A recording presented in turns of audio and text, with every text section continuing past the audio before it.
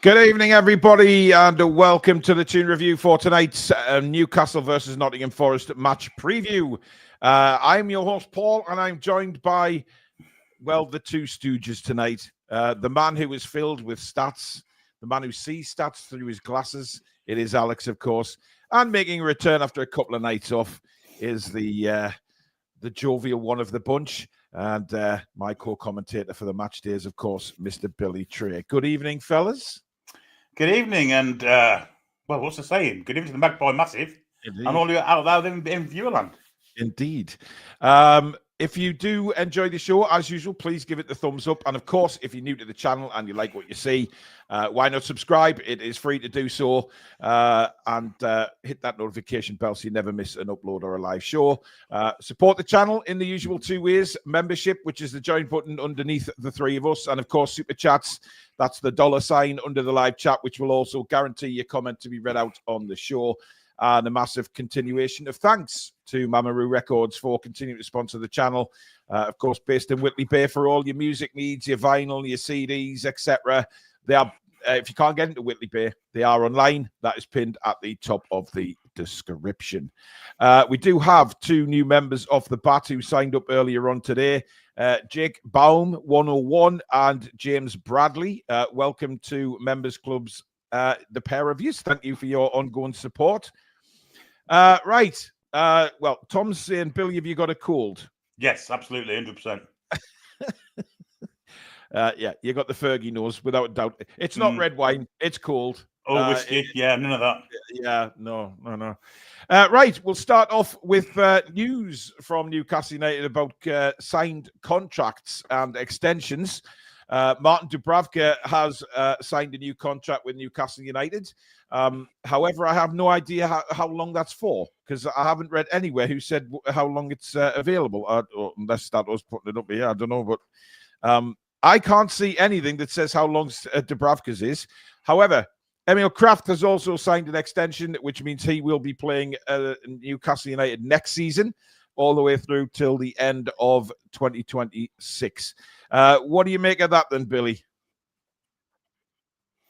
Well, both have been rewarded for excellent seasons, really. You can't really fault the club for extending the contracts. They've had great seasons.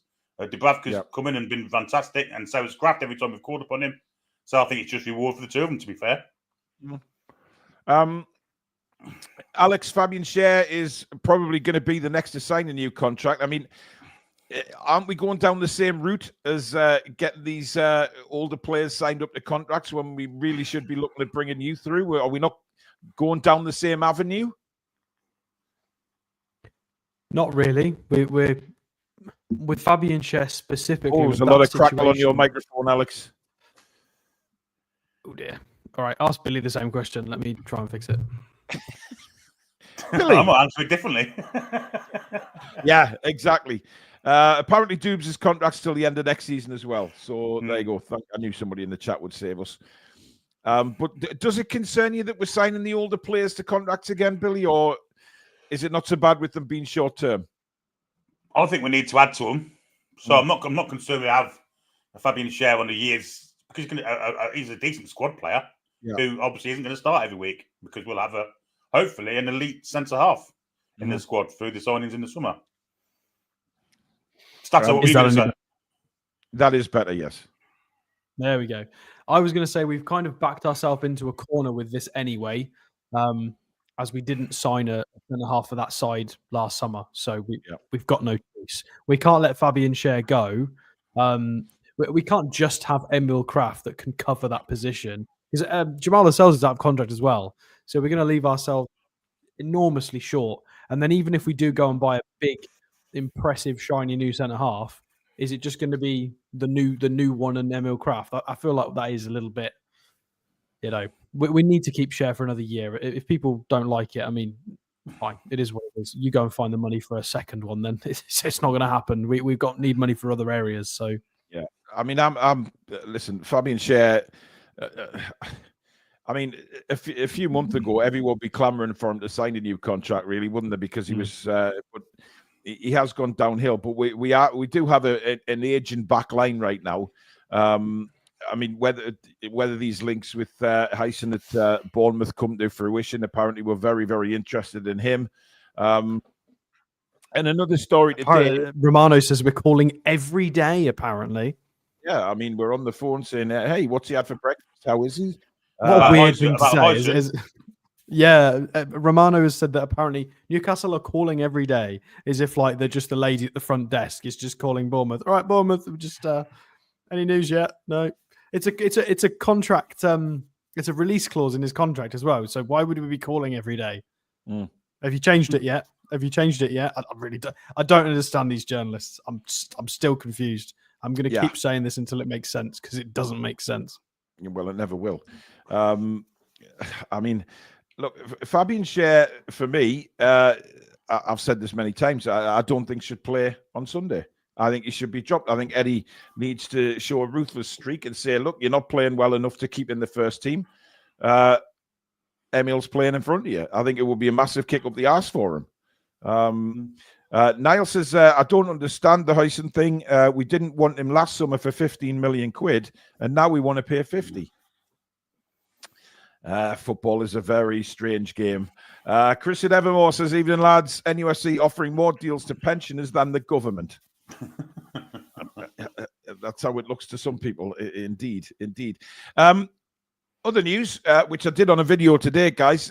Semenyo at Bournemouth. Alex Crook broke the story on Talk Sport. Now, he's normally...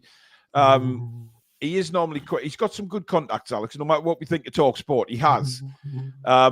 So I posed the question to the viewers, who would you take? Mbeumo, if the opportunity arose, would you take Mbeumo or Semenyo? If those two were the players that we were looking at, if they were the only two, who would you go for? So who would you take, Billy? Semenyo.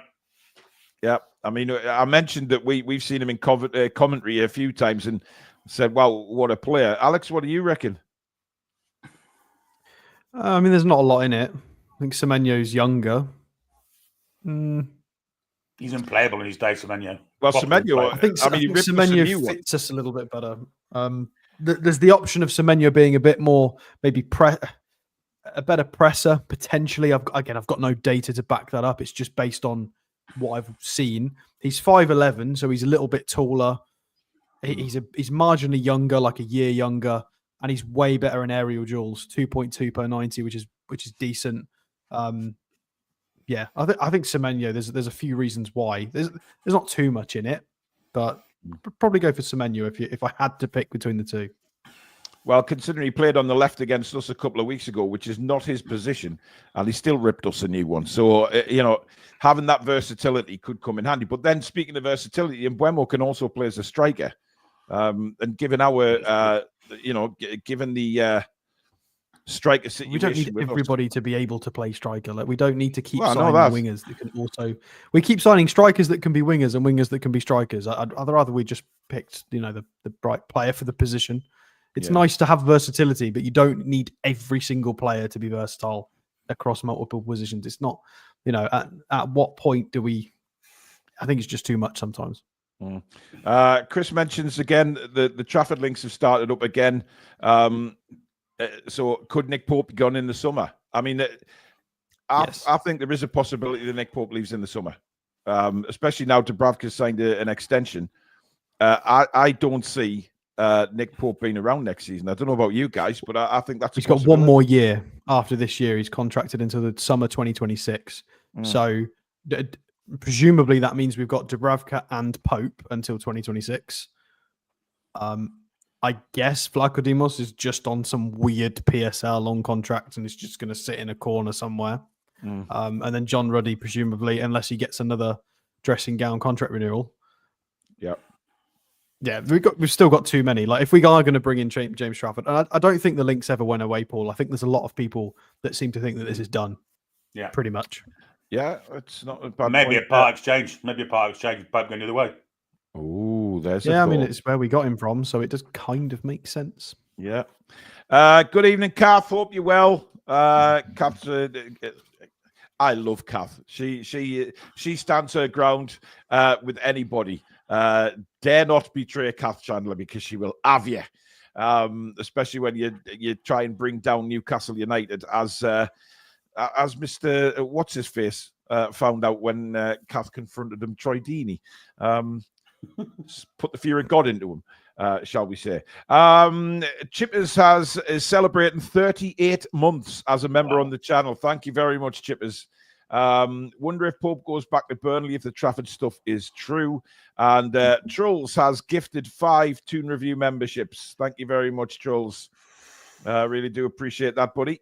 Seacrest Boxers have just seen it quoted a 1-year extension for Doobs that takes him to the end of the 26th season. Ruffia Benisian says Semenyo is only 5 months younger and he is 2-footed and has played in midfield as much as on the wing. Semenyo, being 2-footed, can play as traditional or inverted wingers on both flanks. Semenyo and Mbeumo is old news. We need bigger and better than that. And that is why you are not part of our scouting department. Yeah, I mean, Christ on a bike. I mean, better than Semenyo. There's not many better than Semenyo. He's one of the top wingers in the Premier League, for God's sake. Wow. I mean, talk about being greedy, Alessandro. Let's just get the next level. Let's get Vinicius Junior in. Yeah, let's get. Well, why not, Billy? Why not? Jesus Christ. Let's just get to the next level of player and then let them get us to the next level where we can bring bigger and better. Baz Down Under says Liverpool might be interested in some players. Yeah, but they can't buy everyone, can they? Although there is a bit of an issue that Liverpool are going to need a new right winger. So we're both shopping in the same pond at the moment. And they have a bigger pond. I don't know what the analogy is there. Gillespie's contract surely ends at the end of this season, doesn't it? I forgot about him. He's the party planner with gloves. That's what he is. Social manager. Yes, he is. The best paid social manager in the world. In the world. Chris Devonmore says Kath is the Deeney destroyer. Yes, that's indeed. Greetings from the Cayman Islands, says Jamie. Good to see everyone. Yeah, it's a long time since we've been as a 3. I mean, we did Match Day Live, didn't we? But that was sort of not a full show with Alex on. But yeah, it's been a long time. Jilly has been a member for 11 months. And she says, nice to see you guys all back. And Trolls, who's been a member for 37 months on the channel. Sell Doobs, he is 36 and could go down in form anytime. It's a big risk. Yeah, but goalkeepers are like fine wines. They get better with age, or some of them do anyway. Dubravka kind of has, in a way. No, Nick Pope's the opposite. Yes. Mark says, funny how everyone wants to drag Dubravka to the rubbish bin just a year ago. Justified based on the performances. Justifiably, yes. I'll die on that hill. He was crap last year. He was terrible. And, listening to him in that interview saying about he regrets the whole Man United situation, maybe that was hanging over his head and he didn't know, he was all over the place. But this season proved himself for me. Shane Smith with the super chat saying, let Liverpool have Mbeumo. We want Bakayoko. Oh, I did watch the PSV game last night and they are tasty. Yep. They have got some really interesting players. And do you get a feeling he was fantastic at the end? The Dutch sides are coming back into some kind of, when I mean, Billy, you'll remember the Dutch sides of the 80s and they were incredible. The Ajaxes of the world, but I think they're starting to come back now. The results they're getting in the European competitions. Everyone sort of slags off the Eredivisie, but I tell you something. It's not a bad watch, guys. It's not a bad watch. It works in circles, doesn't it? Cycles, I should say. Yeah. In the 70s, we had the young guy outside with the likes of Cruyff in, and then they all got sold on and had to rebuild again. Come the 90s, had the Van Bastens, that kind of thing, and they all got sold on. I think it's happening again. A young breed of Dutch players coming through, and we're seeing the resurgence of the Dutch league. It's it's great news for me. Yeah. It's great to watch. That's what happens when you put Luke de Jong up front. Who seemed young with his array of fantastic injuries. I mean, let's be honest. He's been fantastic since he left us. He's been brilliant everywhere. He's 5 times Eredivisie champion. He's also the 2023-2024 Netherlands Footballer of the Year.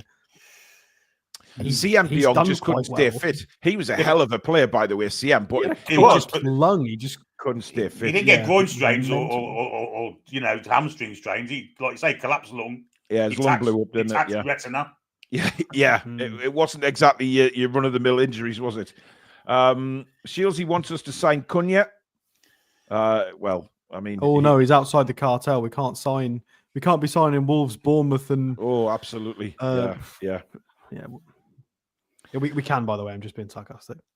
Chris says, it's great to see you all back. Alex did a great job hosting in your absence, Paul. Top channel. Thanks very much, matey. Big friend of the channel, evermore. If you're not subscribed to them, go across and get subscribed to those as well. I think they're very close to 10k subs, guys, so please go and help them out. Really good channel, and they speak their mind as well. Alessandro's back saying, I've made plenty of recommendations in the past. Don't need to repeat myself. Besides, I'm just stating my opinion. No need to jump on me and insult me. I don't know, but you phrased it as a statement, as if you didn't phrase it as your opinion. You framed it as it's factually correct that we should not be going near Bournemouth players. And there's a few people that watch the channel that have firmly in that camp of don't touch Bournemouth because Eddie was there and it's just a weird thing to be touching Bournemouth. And I think it's a strange opinion, and you presented it as a fact and it's not a fact. Is there an element of that, or could there be an element of that? I mean, yeah, possibly, but I mean, look at Bournemouth this season and look at some Brentford's play. I think it's a bit different. It is a bit different than what it was 5 or 10 years ago. A lot of these clubs it's. I've said it 3 times. It's different. I'm not sure we insulted you, mate. I mean, I was a little bit harsh, but I will stand my ground on that. I think you presented that as factual, and I think that's unfair. So you're more than welcome to drag me through the mud in a comment as well. I'll take it if you know. You're just mean that, or you just have it. Well. No, I get it, because people, I guess, can't talk back if I talk shit, and I get it. That's unfair. But just put a comment in, if you disagree with me, put why. So you actually admitting, Alex, live on air that sometimes you talk shit? I don't know if I'd use those exact words, Paul, but... Because if he did, somebody please clip that and I will play that. No, but I understand the point of if we say things and we rebuttal, people can't really have their own say back. It's quite hard. So, no, I do understand that point. H says, great channel. Good to see the 3 of you on together again. Hey, I don't know why, guy. The views for us have gone down a little bit, but I suppose it depends on how Newcastle are doing, doesn't it? It's since the 4-0 at Man City, it's been a little bit down. Yeah, people. I think people are a bit sad. Some people have disappeared off the face of the earth. Yeah. Foxy says Bournemouth have some great players. Liverpool want Kirkes as Robertson's replacement.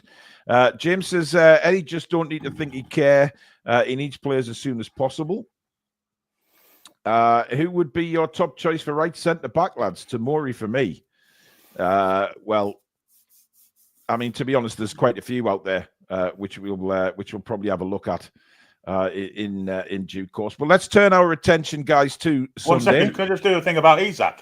Yes, sorry, Billy. Yes, Billy has the theory on Isak, guys. So we don't know what it is. Recently, go on then. Well, the Arsenal. I mean, I think it's all a press thing to kind of.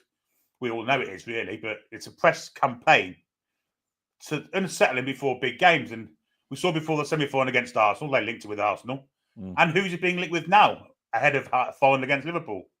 Yeah. Strange, it's Liverpool, isn't it?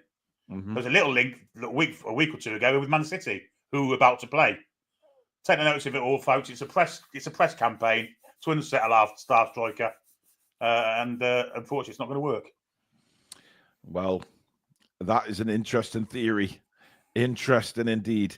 Fubar says, clip it, you say, Paul. I haven't made any clips of the show for a while, but I shall come out of retirement for you and fire it in on the Facebook page. Mate, get out of retirement, because I like seeing because basically we can start putting them on our TikTok channel as well.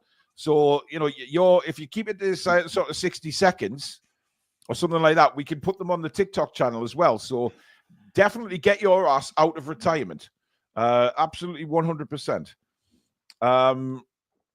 By the way, if there's any graphic designers out there, I'm looking to change the sort of scope of, if you look at the screen that we're on now, I want some more graphics for the backgrounds to like include our Facebook pages and stuff like that, and sponsors. And if there's any graphic designers that can do sort of backgrounds for StreamYard, then please get in touch. There you go. Dominic says, evening TTR, good to see the three of you together. Right, let's take a look at Sunday, because Nottingham Forest are the visitors, and it's also the return of a certain Elliot Anderson, who seems to be on very, very good form at the minute. Now, Billy, he was quoted in an interview in a Nottingham-based media outlet, saying that he turned down a move to Wolves. A few weeks before Newcastle told him he was being sold to Nottingham Forest, he was of the opinion that Newcastle would simply brush off any further advances from any other clubs, and it was a huge shock to him that we sold him. But then again, he does understand about FFP. But it's going to be very strange for Elliot Anderson and for us as Newcastle United fans. Yeah, I mean, we've nurtured him into the player that he is today, really, and you know, Nuno's modelled him, and obviously nurtured him too, because he's a starter for them week in, week out. Would he have been a starter for us week in, week out? Probably not. Probably would be playing now with Joe Linton being injured. We wouldn't have that argument about whether it'd be Miley or Willock. It'd be Anderson. He's been fantastic this season, and yeah, there's rumours he's going to get called up to the England squad also. So, and he didn't want to go. Obviously, he didn't want to go. Why would you? He's turned Wolves down. Had he been given the option, I suspect he would have turned Forest down. Apparently, he wasn't given the option, was he? No. Well, it was very late in the day, which is why he wasn't given the option. It was like, see you later kind of thing. Alex, take it away about Elliot Anderson. Let's have a look at how he's doing. I mean, you read my mind. I've already prepped something on Elliot Anderson because I'm quite furious. So Billy's had his little say. He's had his say about the Isak theory. I'm going to have my say on Elliot Anderson because there's a lot that gets bandied around about what's Mitchell doing, what's Eddie doing. Eddie can't take us here. This is that. This is crap. This is bad. And I am absolutely sick of the vast majority of people not feeling like they're able to call out whether it's specifically Amanda Stavley, Merdad. Who? Who? Hang on. Amanda Stavley, Merdad, Dan Ashworth. I've never heard of Amanda Stavley, involved, Steve, or whatever we're calling her. Any of that previous regime, which of course did an incredible amount of wonderful things for the club. However, I do think, and again, I don't know who is responsible for eventually getting us into a bit of PSR hot water, but ultimately we were put into hot water, and it wasn't negligence. Essentially, it was poor. It was very poor. So I'm not calling her out. I'm not calling the husband out. I'm not calling Dan Ashworth out. It's a combination of people who were involved in the decision making during that time period that I feel like have been completely let off the hook with not just one but several terrible calls. And I don't think it's good enough, really. So Elliot Anderson is still only 22 years old. He's 3 years younger, even more than that, than Joe Willock is at the moment, who is in the team at Forest. He's got 5 assists and a goal this season and is ever present. If I scroll down, his metrics are utterly fantastic. His physical output is phenomenal. He's getting 3 tackles a game, 2.36 clearances. You know, he's in the top 10 or 20th percent for all of the defensive metrics in the big 5 European leagues. Like it's amazing. The progressive carries is fantastic. Successful take-ons, he's in the top 3% in Europe. He's brilliant. He's absolutely brilliant. Assists total is fantastic. His shot volume is healthy. If we scroll down, oh dear Lord, he matches Damsgaard. You've got Biscoff at Hoffenheim, who I love his name, by the way. Tom Biscoff is fantastic. You've got Joe Linton, who specifically we are having question marks about his position right now, about Joe Willock's not quite as physical at the moment to replace him in the current squad while Joe Linton's injured. Can Miley do it? We don't know. Well, we had somebody who literally could do it. It's right there. And by the way, that guy underneath Joe Linton, Rocco Wright, is a bloody good player as well for Mönchengladbach. So he's in with some very, very talented players. And this is Elliot Anderson against Joe Willock. So apologies, Joe, but I am going to call this out. If you hands down told me if we could have one or the other, I would take Elliot Anderson 7 days a week, every single Sunday of the month, every single opportunity you would give me. It's just his physicality, his potential, his potential skill ceiling, the fact he was involved not too far back with the England setup at youth level, and as you guys have said, looks like he might be involved in the senior setup soon.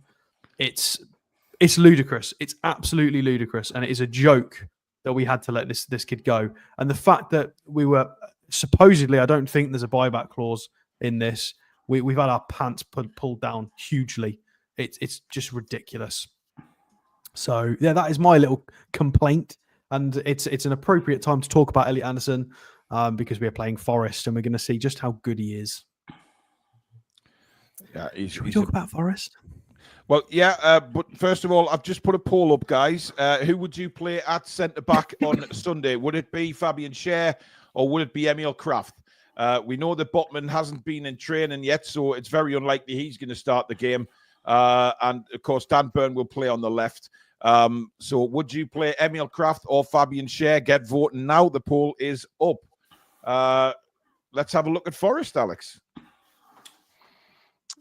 Yes, let's put it back up. So we know that they're having a rather good season. They are third in the league. 14 wins, 5 draws, 6 losses. They've scored more goals than us, 41 goals. They've conceded fewer goals than us on 29, and they are 6 points clear in third place. So they are still absolutely flying 25 games in. They've not dropped off yet. Recent matches. How many goals have we scored? They've scored 41. We have scored 42. Hey, okay. No, we have scored more than them by 1. Yeah, but they've conceded. They hadn't last time I looked at this. Although we've not scored for a while, to be fair. Recent matches for Forest. They lost to Fulham, I believe. It was a loss, wasn't it? Yes, it was. Yes, it was. 2-1 loss to Fulham.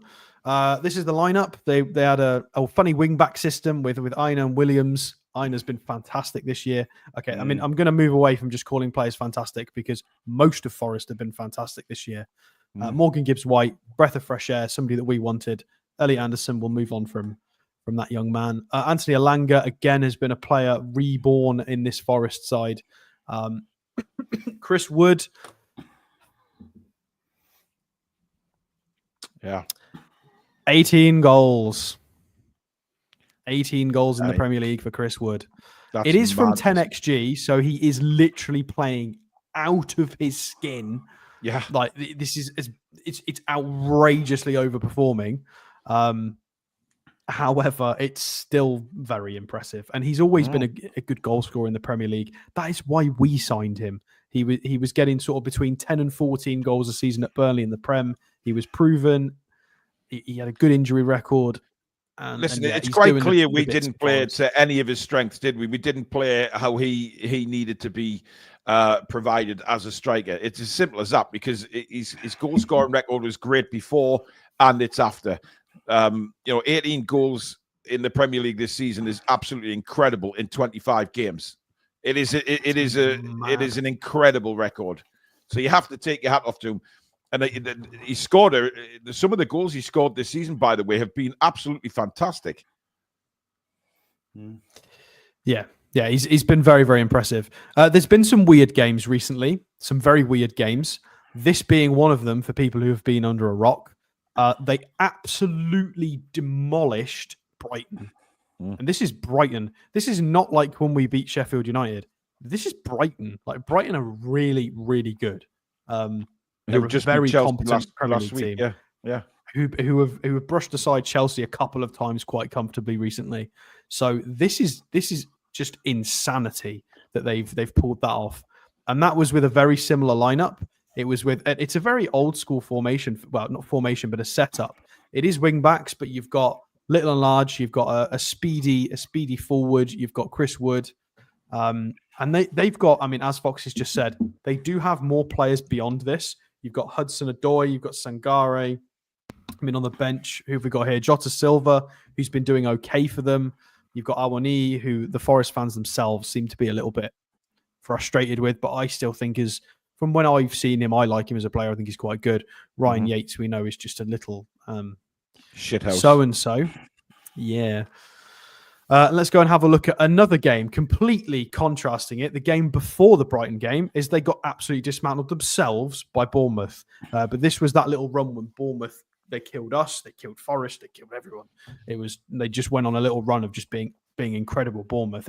Look at and this is exactly why, by the way, for that little conversation we had earlier about recruiting from other teams, look at how good some of these other teams can be.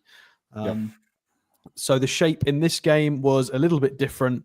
It was a 4-2-3-1 because Silva started on the right. It was Yates and Anderson with Gibbs White in behind Chris Wood. So they've moved away from this. They've transitioned to wing backs, and it's working considerably better for them. In terms of team data, very interesting. Of course, we did do a little... We did a review on Forest before we had to play them in was it the Carabao Cup first round? Carabao, yeah. Our first appearance in the Carabao Cup. And of course, we identified that they are a low possession, well-structured team who are going to try and take their chances, and they are not much different. They are rock bottom for average possession. They do not want the football. They don't care about the football. They've got no interest in having it unless it's to immediately go forward and try and score a goal. They're not overly fussed if they don't have too much of the ball. So to be third in the league, I don't think I've ever seen that before. Have you two seen that? Do you remember that, Billy? Somebody being rock bottom possession, but third in the Premier League? No, I mean the closest thing you can probably say is the Leicester side that won the league. They were kind of counter-attacky, weren't they? But, yeah, they were. Yeah. I don't think they would have been rock bottom. It was nowhere near them. It wasn't as bad as that. Yeah. This is madness, like new levels of territory. So bottom of the league for possession, top of the league for clean sheets, joint with Liverpool. It's weird. Yeah, I'll tell you why, Alex, because they've got one of the best centre-back pairing in the league. Yes, they are. They're a half-decent goalkeeper, strangely enough. Yeah. Matt Sells. Yeah, I remember you two weren't as kind about him before the Forest, before the Carabao Cup Forest. Rightly so, because he was bloody garbage for us. It's just like everything. Some of these players that sort of, he's a bloody good goalkeeper now, but he didn't show that when he played for Newcastle. He was terrible. A lot of Newcastle fans have just got a specific memory of him from a period of time. Well, of course it doesn't mean he's the same player. It's very unfair. He was dreadful for us, so couldn't catch anything, could he? Well, he couldn't catch your cold, Billy. No, absolutely not. Yeah. Expected goals down in 15th, which is quite low.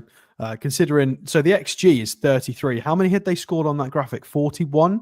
41. Yeah, so most of that is Chris Wood. Essentially, it's all Chris Wood, hugely outperforming his numbers. That's massively inflated. Shots on target, middle of the park, big chances, not that many. Accurate long balls, so they're not even as sort of direct as an Everton or a West Ham. They are still middle of the pack. Accurate passes, I mean, that's kind of in line with the fact they don't have much possession. Accurate crosses, they're not even as much of a crossy team. 3.6 per game, 14th for that.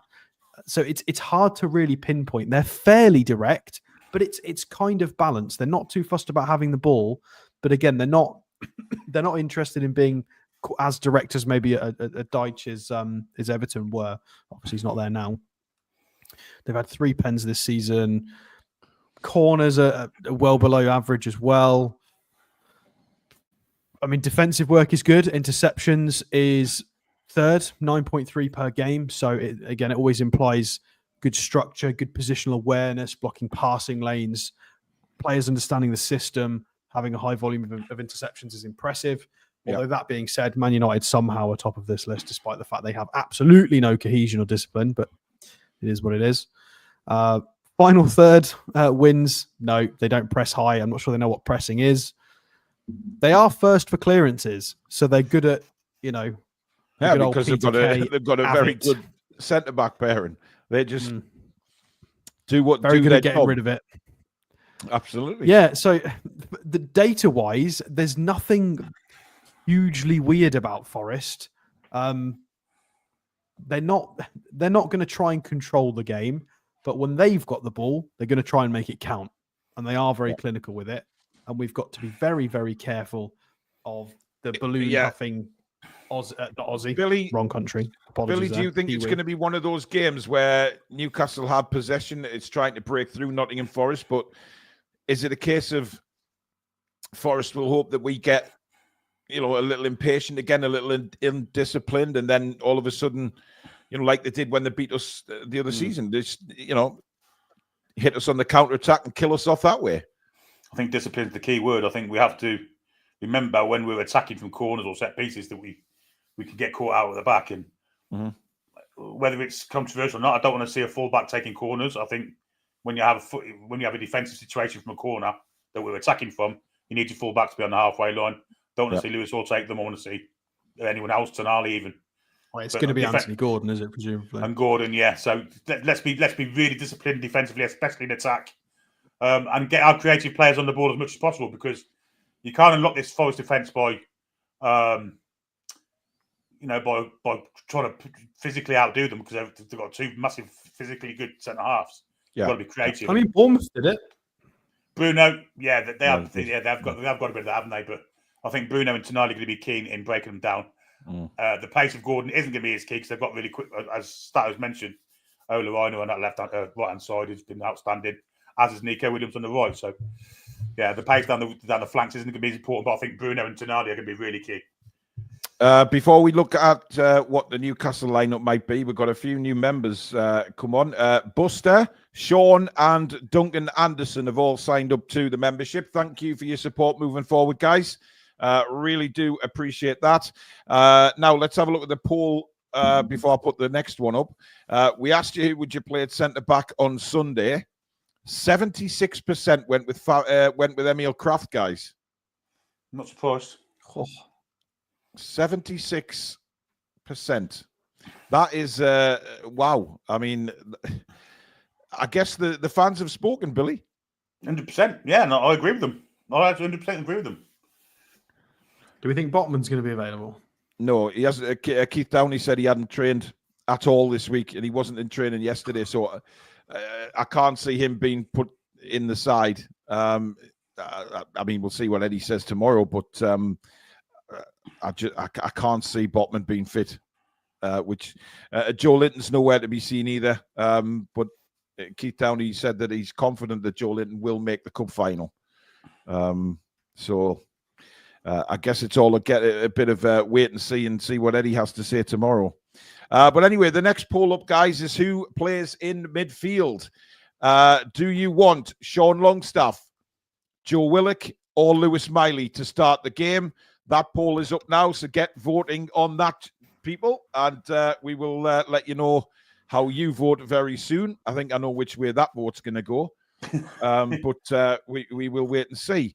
Right, let's try and put together a Newcastle United side, shall we, for Sunday's game?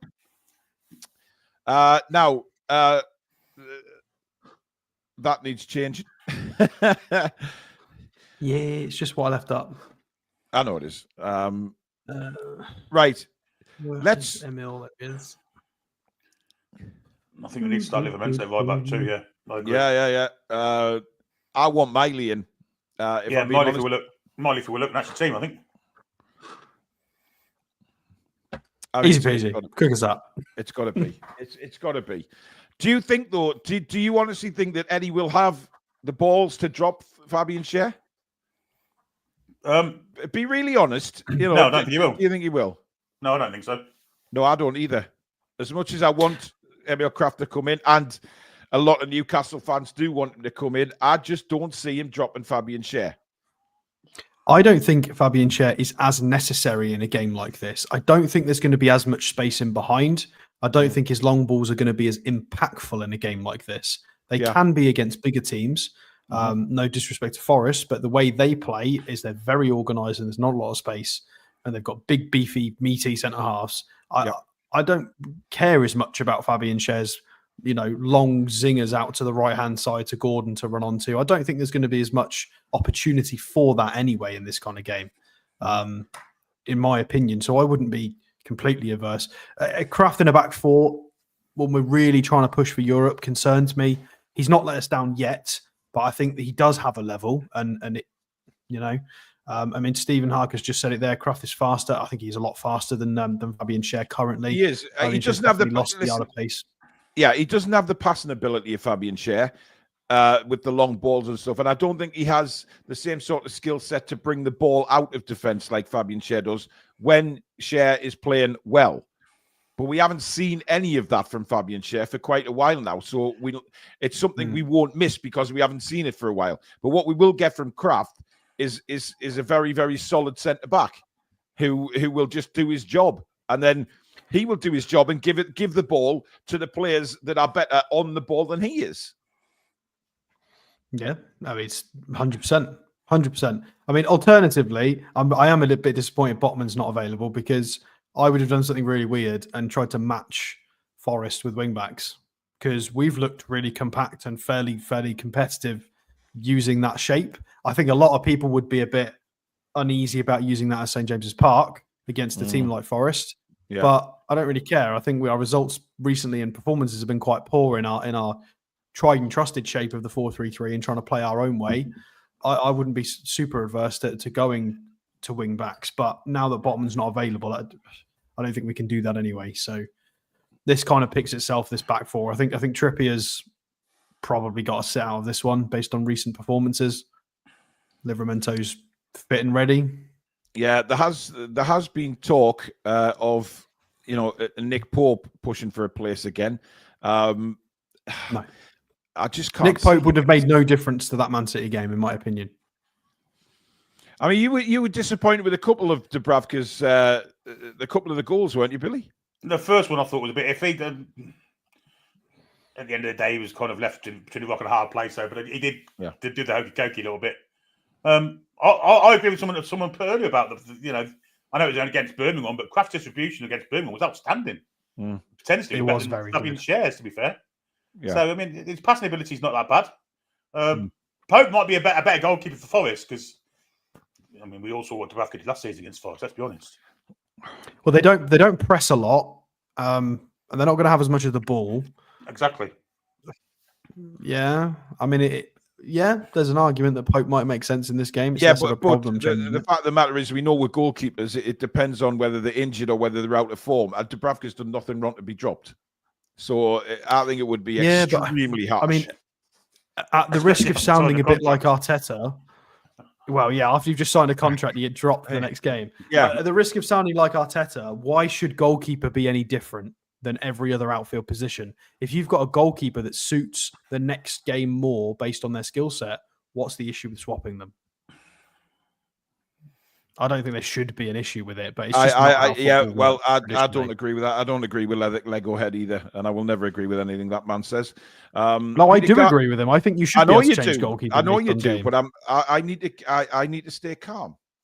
And we all know that I am very calm on this show. He's not the only person that said this. He's just the most recent high-profile person to state this. Yeah, but I'll reassert my thoughts on that. Dubravka doesn't deserve to be dropped, and I would rather see him play than Nick Pope, because Nick Pope's distribution is as much use as my farts in a gale force wind, right? They're just no use at all. They don't do anything for anybody. Peter Garthwaite with the super chat saying Eddie Howe will drop nobody. Well, Peter, we know you're not a fan of Edward, so I understand your comment. Willett did score last time we played against Forest. Well, if he'd missed that, Alex, he should have been fired, quite honestly, because he was literally on the goal line. And then he got injured 2 minutes later. Toon Assassin is a new member of the channel. Thank you very much, mate, for your ongoing support. Much appreciated. Look, Miley for me, midfield, he's got to come in, guys. He's got to. Because he came on against Manchester City and, although the game was over, it's just he is so calm, collective, cool on the ball. He can defend, he can push forward when needed. I just think he's such an all-round better player, certainly on form than Willock right now, and he's a better player than Sean anyway. So there you go. Is that the bulk of our bench? Yeah, it seems to be. It's quite a strong bench, to be fair. It's a pretty good bench. I think Barnes is available now, isn't he? Yeah, Barnes is fit now as well. Yeah. There you go. That and how many do you have on a bench? 9. Yeah. There you go. There you go. It's a pretty strong bench. Yeah, but we said that against City. We said that against Fulham. We said it against. Oh, let's not go back. It's a strong bench in the sense of we've got a lot of our squad back and fit. With the exceptions of like your sort of Botman and the Cells, we've still got players like that out. Yeah. Julie says people mentioned Joe Linton's improvement after the takeover, but what about Emil Kraft? Was crap under Bruce since Eddie has grown, without a doubt. Yeah, Emil Kraft was at the same level for me as like Kieran Clark was in that time. He was absolutely abysmal, and Kieran Clark went bye-bye. And Kraft, completely took to it like a duck to water with his improvements. Yeah. Nick says, Nick Pope, I'd rather start Vlachodimos. I mean, that's not what he typed. What did he actually type? I'm curious. Vlach Anonymous. I've just read that again, actually. I thought he said Vlachodimos. That's how much it... Tony says, Pope is the number 1. Sorry, but he is. Dubravka had nout... he had naught to do. Well, I mean, Dubravka wears the number 1 shirt, technically. Well, I mean, he's saying Dubravka had naught to do. I strongly disagree with that, to be fair. Dubravka, where is Botman? We have another Woodgate on our hands. Well, let's not jump to conclusions, Steve. He's just, it's not his. The good thing is, Billy, it's not the knee that he was out for such a long time. And we used him very, as soon as he was fit to come back, he was straight in almost by the 90 minutes, didn't he? Yeah. So the other leg is bound to get, with a year off virtually. I think it's susceptible to injuries to the other leg because it's kind of supporting you more than the original injury leg is. So, yeah, I understand that happens quite a lot. There's actually a few people in the chat saying Pope to start. I'm a little bit surprised at that. Tangy says Pope, we need to cash in on him before he is the forgotten man. Dubes has proven us wrong. He deserves to be number 1 until we buy another keeper. Keith Truscott, who's been a member now for 29 months on the channel. Thank you so much for your support, Keith. Dubes for distribution and Miley in midfield, and pray it all clicks together. Well, let's have a look who you guys would play in midfield, shall we? We asked you, who would you start? Would you start Longstaff, Willock, or Miley? Incredibly, put Sean in the list, right? Incredibly, unbelievably, 5% of you people out there want Sean to start. We've got a few Forest fans in, to be fair. Well, yeah. In what planet would any Newcastle United fan want Sean Longstaff to start? I am flabbergasted. He got higher than Willock. I mean, that just says how bad Willock's playing right now. There's even a clip where his granddad said he didn't think Sean should be starting. Yeah. Have you not seen that? Yes. 4% said Willock, and an incredible 91% said Lewis Miley. Anyhow, if you're watching this, by any take it. Look, just keep an eye on that vote, will you? Right, and the final one is obviously who you want as goalkeeper for Sunday. So if you bear with me, I'm ready. Hang on. Dubravka. Gillespie.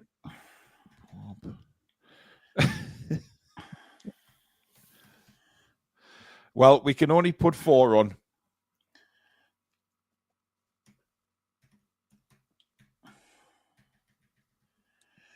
Right, so there you go. We only need 2. I don't know why you've put 4 on it. Just for the sake of it, Alex. So we goalkeeper Dubravka, Pope, John Ruddy of Vlachodimos. Get voting, guys, and we'll check that out in a few minutes' time. But are we happy with that 11? Yes, is that an 11 that will cause Nottingham Forest problems, that will beat Nottingham Forest? I think so. I personally would have Pope in this week, though, I've got to say. Yeah, I think I'm 50-50 on that, but we need a strong team. I think we need to make a few personnel changes based on that. Because let's not forget, we didn't just lose to Man City. It was a bit of a pathetic attitude as well in that performance. It wasn't great. So that's something we need to see. Very, very different attitude from what we saw on that pitch last Saturday. And I do need to kind of mention something, because I didn't realize, I didn't see Bruno's interview, because I did lay into both him and Tonali after that match. I did see that he was completely honest about it as well in that interview. And I hadn't seen it. So he himself stated it wasn't good enough. It was lazy. It was poor. So fair enough. He's owned up to it. But yeah, he has. But I do not want to see our captain do that again when we conceded our third goal. What he did. We mock Manchester United when their players do it. Yeah. But I don't want to see our players do it at all. Yeah, absolutely. Downing tools like that. No. Keith Truscott with the super chat saying, I wouldn't trust Longstaff to cut the oranges, let alone play. Well, 5% of people watching did. Jamie says Pope is a better keeper, but he can't kick the ball straight. Steve says it's not North Korea. Everyone has a choice. Just because they don't agree doesn't mean it's wrong. It's their choice. Did anyone see that about North Korea banning people in their country from watching Spurs? Yes. Hilarious. Yeah. Why now? I mean, Son's been there. Why would they watch him anyway? Yeah. Because Son's there, isn't he? Yeah, no, I know, but I'm just like, why would you want to watch Spurs anyway? Well, that's true. Yeah. Let's not mention North Korea again. We start to establish good reputation across the world now. We haven't. I mean, I don't think that's an ally we're trying to make, Paul. But no, definitely not. I will state that we slam. This is the fun game Paul must have here at the Toon Review. When we get demonetized, trying to figure out which comment it was that got us demonetized. It's like bingo. Which part of the show did we go wrong? Right? Can I just interlude there, twatface, and say that we haven't been demonetized for anything. So I'd just like to state that point out there, just to the world, that we haven't said anything that has got us demonetized. So Alex, you are on this channel, so just behave yourself. I mean, I must have pushed it close a few times. Oh, yeah. I mean, Billy, you've literally walked a tightrope on a cotton thread. I think it's fair to say. Yes. Let's move on.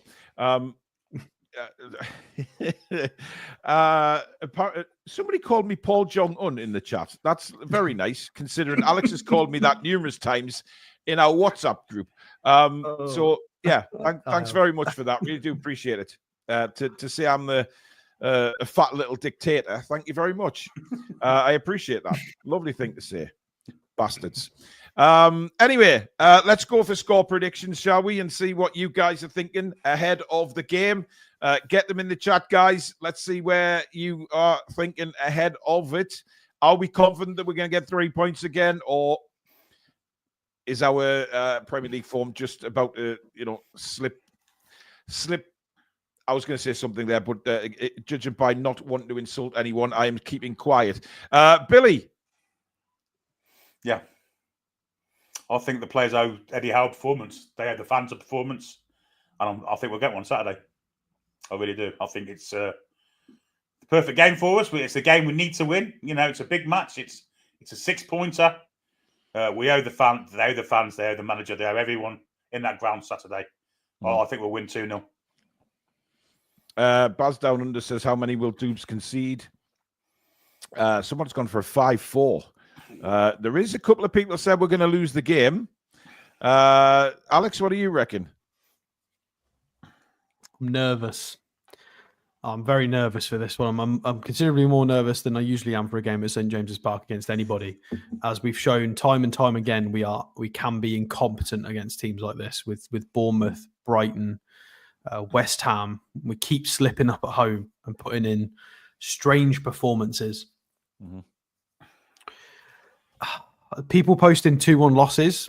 I feel like I want to go in that direction, but I want to go with my heart and say that the players owe us a response on just based on, and this is not based on statistics or based on anything like that. I'm going to go based on what Bruno said in that interview. And some of those players know they need to respond because it was down to them. There were a lot of elements wrong with it tactically from the coaching setup as well, but there was a lot that was done wrong. It wasn't implemented properly from the players, and an attitude issue. So I'm going to go with them and trust them and go that they're going to give us a big response. And I'm going to go with a 2-0 shutout, clean sheet for Dubravka, 3 points. Ooh. Tangy says, I can't predict scores because of our players' mentality. So if we are in the mood, we can win. But anything like Man City, and we'll lose. I mean, the thing is, what we need to be aware of as well is if Nottingham Forest do score first, which is a possibility, it's how we respond to that because, capable of scoring 2 or more goals a game. We're good at it. Yeah, but what happened at Man City when we conceded? Bournemouth, it's...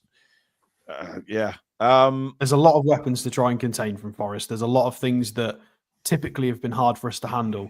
A tricky winger, a tough centre forward, a Morgan Gibbs-White in between the lines. They've got a lot of weapons that historically have hurt an Eddie Howe team in the last 18 months. And normally it's been Forest that's done it to us. So we really need to turn up.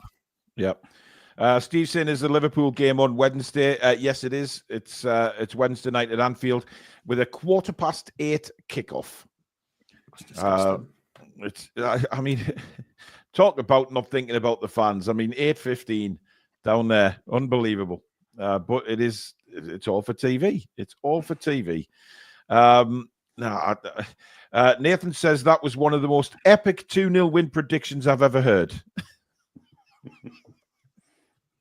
Yeah, they owe us a performance like you Billy did kind of build it up, Alex. Yeah, you did. I don't know. I agree with Tangy about the mentality. You just don't know at the minute what Newcastle side is going to turn up. If the Arsenal Carabao Cup side turn up, we'll win the game. But Nottingham Forest will come here with a lot of confidence, feeling they can score goals as well.